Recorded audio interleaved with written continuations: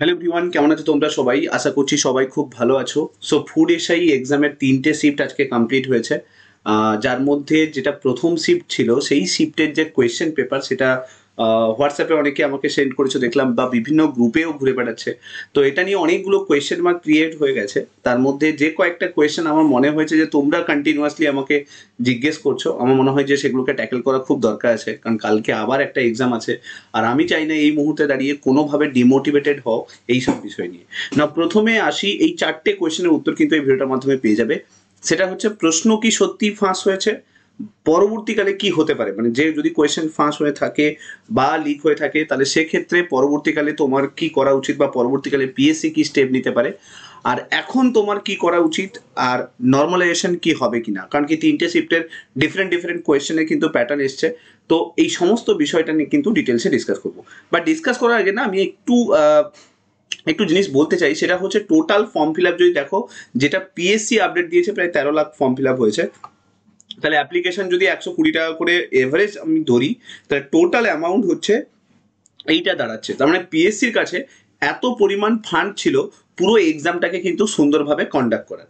তো এখন ব্যাপারটা হচ্ছে যে এত কিছু থাকার সত্ত্বেও, এত ফান্ড থাকার সত্ত্বেও পিএসসি যেভাবে এক্সামটাকে কন্ডাক্ট করেছে, গত 2-3 বছরে যে ধরনের লেভেল অফ সিকিউরিটি চেকিং বলো বা যা কিছু ছিল বলো, সেটা যে ধরনের ছিল, সেটা কিন্তু আমি যতদূর পর্যন্ত আপডেট পেয়েছি বা বিভিন্ন স্টুডেন্টদের কাছ থেকে যেটা আমি রিভিউ পেয়েছি, যে সেই ধরনের কিন্তু কোনো সিকিউরিটি চেক আপ কিন্তু এইবারের এক্সামটাতে কিন্তু ছিল না।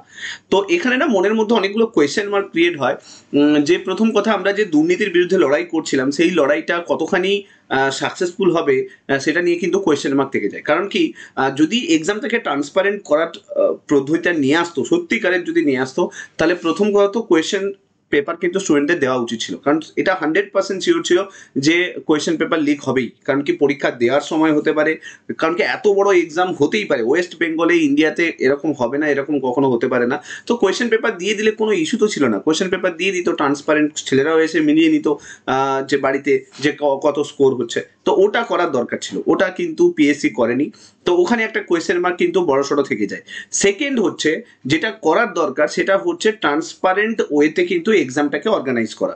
অর্থাৎ কি, কোয়েশ্চেন পেপারের সমস্ত কিছু প্যাটার্নকে ফলো করা, তাদের সিল চেকিং থেকে শুরু করে এভরিথিং ফলো করা, এবং এত টাকা যেখানে ফান্ডিং হিসেবে উঠে আসছে, সেখানে প্রত্যেকটা ইনস্টিটিউটে একটা করে রিপ্রেজেন্টেটিভ পিএসসির, যারা এই সমস্ত জিনিসকে মেনটেন করবে।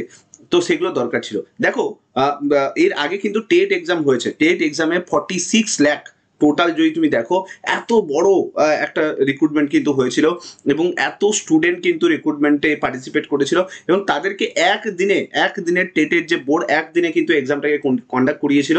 সেক্ষেত্রে দাঁড়িয়ে, আর সেই জায়গায় তুমি দেখো পিএসসির কাছে মাত্র 13 লাখ, আর তিনটে তিনটে শিফটে কিন্তু একটা স্কুলে কিন্তু এক্সাম হচ্ছে। তো তুমি বুঝতেই পারছো, সেখানে অবভিয়াসলি ইস্যু তো থাকবেই, প্রবলেম তো থাকবেই। এটা হতে পারে না যে প্রবলেম থাকবে না।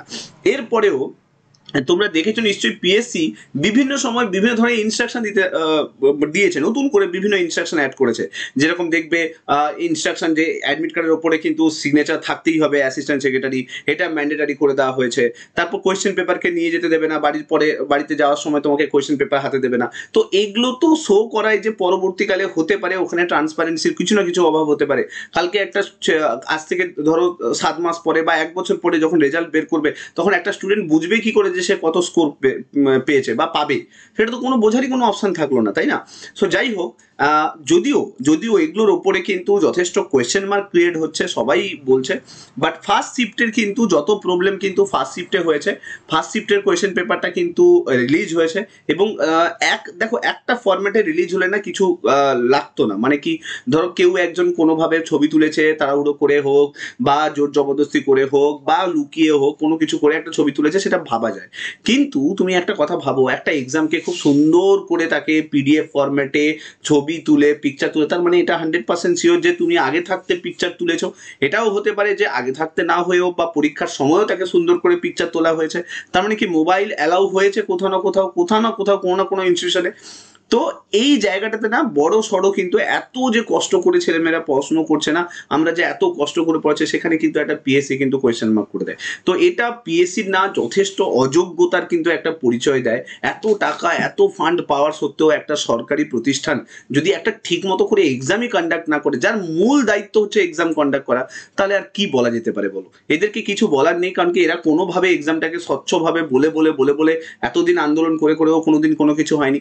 যাই হোক, এখন এতে তো কিছু বলা যাবে না যে কোয়েশ্চেন পেপারটা এক্সামের আগে ফাঁস হয়েছে না এক্সাম চলাকালীন হয়েছে, সেগুলো তো চলো পরবর্তীকালে ইনভেস্টিগেশনের বিষয় হয়ে যাবে। তো যদি ইনকেস পরবর্তীকালে পিএসসি স্টেপ নেয় আর সেখানে যদি গিয়ে দেখা হয় যে এটা এক্সামের আগে বা এক্সাম চলাকালীন হয়েছে, এরকম কিছু হয়েছে, তাহলে এটাও হতে পারে যে ফার্স্ট শিফটে যারা এক্সাম দিয়েছো তাদের কিন্তু রি এক্সাম কন্ডাক্ট করতে পারে, যদি না বাকি পরবর্তী শিফটগুলোতে কোনোভাবে যদি রিলিজ না হয়। ঠিক আছে? তো এখানে দাঁড়িয়ে অনেকে কোয়েশ্চেন করছো স্যার ডিমোটিভেটেড হয়ে গেলাম। আমি বলবো সবসময় না সিস্টেমের পার্ট হতে হয়, সিস্টেমকে তুমি ফেলে দিয়ে যেতে পারো না। এখানে কেউ না কেউ থাকবে যে এই জিনিসগুলো করবেই। তো আমার মনে হয় বেস্ট কি তুমি জুডিশিয়ারির ওপর ভরসা রাখো, সব কিছুর ওপর ভরসা রাখো, ওপরওয়ালার ওপর ভরসা রাখো। আর আমার মনে হয় ডিমোটিভেটেড না হয়ে তুমি এক্সামটা দিয়ে আসো, কারণ এতদিন তুমি পড়াশোনা করে এসো। শুধু এটা ভেবে কখনো বসে থেকো না যে এক্সাম ফাঁস হয়ে গেছে তাহলে কাল থেকে আর আমাকে এক্সাম দিতে যেতে হবে না, বা আমি এক্সাম দিয়ে কিছু হবে না। এমনকি সেন্টারে গিয়েও অনেকে নাকি বলছে, শুনছি যে বিভিন্ন ডিক্লারেশন হচ্ছে, সবাই মিলে ডিসকাস করছে যে এক্সামের কোয়েশ্চেন পেপার ফাঁস হয়েছে, এই এক্সাম দেওয়ার কোনো মানে হয় না। আমি একটা কথা বলি, মাত্র 480 জন কিন্তু ক্লিয়ার করবে, তার মানে লড়াইটা কতটা কঠিন তুমি বুঝতেই পারছো। তো এই 480 জনের মধ্যে যদি আমি খুব বেশি, যদি অনেক বেশি ধরো করাপশন হয়ে গেল, সবকিছু হয়ে গেল, 80খানা সিট চলে গেল, 400খানা হলেও কিন্তু তোমার কাছে থাকবে, এরকম নয় যে পুরো ফুল সিটে কিন্তু কারাপশন হবে। সো প্লিজ এটা মাথায় রাখো। আর কালকে এক্সাম কিন্তু মোটিভেশনের সঙ্গে যেভাবে লড়াই করে এসছো সেই লড়াই নিয়ে কিন্তু এক্সাম হলে পৌঁছবে, এটা আমি তোমাদেরকে বলে দিলাম, ক্লিয়ার করে দিলাম। এবারে আসি তোমাদের একটা কোয়েশ্চেন নিয়ে, সেটা হচ্ছে যে এখন কি করা উচিত। তাহলে এক্সাম তোমরা দিতে যাবে, যেভাবে পড়াশোনা করে যাচ্ছ বেটার হয়, তোমার কাছে অনেকগুলো অপশন আছে, কারণ তোমরা দুটো শিফটের কোয়েশ্চেন পেপার কিন্তু মোর অর লেস বন্ধু বান্ধবদের কাছে আইডিয়া পেয়ে যাবে যে কোয়েশ্চেনের স্ট্যান্ডার্ড কেমন হচ্ছে আর কোন কোন জায়গাগুলো থেকে কোয়েশ্চেন আসছে। তো অতএব তোমার আইডিয়া কিন্তু ক্লিয়ার হয়ে যাবে, তাই তুমি ওই জায়গাগুলোকে ইমপ্লিমেন্ট করার চেষ্টা করো। পিএসসি আমার যতদূর মনে হচ্ছে যে এক্সামের কোয়েশ্চেন পেপার না বের করানোর পেছনে একটাই মাত্র উদ্দেশ্য ছিল, যে হতে পারে যে স্ট্যান্ডার্ড সবাই বুঝে যাবে, তাহলে কি হবে এক্সামটা অনেকটা বেশি হয়তো ক্লিয়ার হবে। আমি জানি না ওদের মাইন্ডসেট কি ছিল, বাট আমার কোথাও মনে হচ্ছে। ঠিক আছে? তো অতএব তোমার কিন্তু উচিত এখন খুব ভালোভাবে ওই এক্সামের কোয়েশ্চেন পেপারটা যেটা পেয়েছো সেটাকে স্টাডি করো, স্টাডি করার পরে সেটার উপরে কিন্তু ওয়ার্ক করা স্টার্ট করো যে কোন কোন এরিয়াগুলো থেকে কোয়েশ্চেন এসছে। আচ্ছা, এবার আসি নর্মালাইজেশন কি হবে। আচ্ছা, এখানে এটাও ভেবো না যে প্রথম শিফটের কোয়েশ্চেন স্ট্যান্ডার্ড যা ছিল সেকেন্ড শিফটে তা হয়েছে বা থার্ড শিফটে তা হয়েছে, তা কিন্তু নয়। থার্ড শিফট যথেষ্ট টাফ হয়েছে, দুটো শিফটের থেকে লাস্ট যে শিফটটা হয়েছে না যথেষ্ট টাফ কোয়েশ্চেন হয়েছে, এবং যেখানে জিকে কোয়েশ্চেনকে সাইকোলজির কোয়েশ্চেনের সঙ্গে মিক্স করা হয়েছে, আমি যতদূর আইডিয়া পেয়েছি সাইকোলজি কোয়েশ্চেনের সঙ্গেও কিন্তু মিক্স করা হয়েছে। আর ম্যাথ যথেষ্ট কিন্তু ক্যালকুলেটিভ ম্যাথ কিন্তু ছিল। তো অতএব মাথায় রেখে দাও যে কোয়েশ্চেন শিফট যত বদলাবে তত আস্তে আস্তে ডিফারেন্ট টাইপসের কোয়েশ্চেন কিন্তু তুমি পাবে। এবার আসি নর্মালাইজেশন নিয়ে কোয়েশ্চেন, যেটা অনেকে রিকোয়েস্ট করছিলে যে স্যার নর্মালাইজেশন কি হবে। অনেকে বলছিলে যে পিএসসি বলে দিয়েছে নর্মালাইজেশন হবে না। 100% নর্মালাইজেশন হবে, কারণ ফার্স্ট শিফটে যে ধরনের কোয়েশ্চেন স্ট্যান্ডার্ড আর থার্ড শিফটে যে ধরনের কোয়েশ্চেন স্ট্যান্ডার্ড দুটোর যদি দেখা হয়, তো সেখান থেকে স্পষ্ট বোঝা যাচ্ছে যে পিএসসি কিন্তু যে টেন্ডার যেটা দিয়েছে সেটাতে কিন্তু অলরেডি তাদের সঙ্গে ডিসকাশনে আছে যে নর্মালাইজেশন কিন্তু হবে, এটা 100% হবে। অতএব মন দিয়ে এক্সামটা দেবে, কোনো জায়গাতে তোমার যেন মনে না হয় যে যা খুশি পারি অ্যাটেন্ড করে আসি, এরকম যেন ফিল না হয়। প্রপার কনসেন্ট্রেশনের সঙ্গে এক্সামটা দিয়ে আসবে। আর একটা কথা, এক্সাম দিতে গিয়ে অনেকেই বলেছে আমাকে যে স্যার টাইম কিন্তু খুবই কম সময় কিন্তু থাকছে, অর্থাৎ তোমার 1 ঘন্টা কমপ্লিট হওয়ার পরে কিন্তু ইমিডিয়েটলি কিন্তু তোমরা কিন্তু ওএমআর শিট কিন্তু ফিল আপ করে নেবে, কারণ সময় পাবে না। তো এটা মাথায় রেখে দাও একদম, যে তুমি 1 ঘন্টা এক্সাম শেষ তখনই তুমি ওএমআর ফিল আপ করে নেবে। অনেকেই এরকম হয়েছে যে 60খানা ওএমআর ফিল আপ করেছে, 40খানা কোয়েশ্চেন ওএমআর ফিল আপই করতে পারেনি। সো এটা কিন্তু তোমাকে মাথায় রেখে দিতে হবে। তো নর্মালাইজেশন হচ্ছে, পরবর্তীকালে কি হবে সেটা নিয়ে পরবর্তীকালে পিএসসি স্টেপ নেবে, আমাদের স্টেপ নেওয়ার কোনো কিছু বিষয় নেই। প্রশ্ন ফাঁস হয়েছে বা লিক হয়েছে কিনা সেটা ইনভেস্টিগেশনের বিষয়, যা হবে দেখা যাবে পরবর্তীকালে কি হচ্ছে, তারপরে না হলে আন্দোলন তো আছেই। তো এগুলো সব কিছু রয়েছে। তো তুমি এখন খুব মনোযোগ দিয়ে পড়াশুনো করে কালকের শিফটগুলোকে ভালো করে দাও, সামনে অনেকগুলো আরো এক্সাম আছে। এই এক্সামটা শুধু এক্সাম নয়, পরবর্তীকালে অনেকগুলো ক্লার্কশিপ, মিসলেনিয়াস, পঞ্চায়েত, অনেকগুলো কেপি, ডাব্লিউবিপি অনেক এক্সাম আছে। তো অতএব তোমাকে মাথায় রাখতে হবে যে নিজের জায়গাটায় বেস্টটুকু দিয়ে আসতে হয়। এত কষ্ট করে যেখানে তুমি লড়াই করেছো সেখানে তুমি তোমার বেস্টটুকু দেবে। ঠিক আছে? ওকে, মনে থাকবে। চলো আজকে এই পর্যন্ত। অনেকে রিকোয়েস্ট করছিলে এই রিলেটেড ভিডিও বানানোর জন্য। কোনো মোটিভেশনের কারণ নেই। লড়াইটা একদিনের নয়, অনেক দিনের লড়াই। তো ডিমোটিভেটেড তুমি যদি থাকো তাহলে তুমি ভাবো যে তোমার লড়াইটা কিন্তু তুমি সত্যিকারের লড়ছিলে না। ঠিক আছে?